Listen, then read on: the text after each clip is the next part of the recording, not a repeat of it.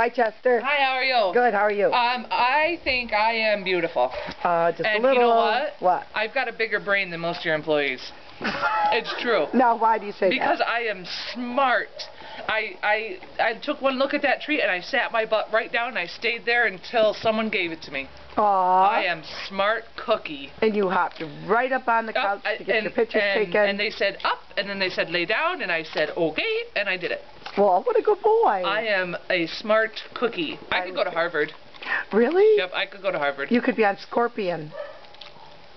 I can tell you've never watched Scorpion.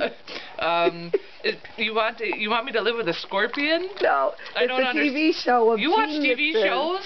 Sometimes. About geniuses? Yes. Are you trying to learn something? Yes. So you want to go to Harvard. Can we go to Harvard together? No, I can't go to Harvard. Okay. I'm too old. So can we watch Tarantula next? Yes, tarantulas are nice. Scorpion and Snake.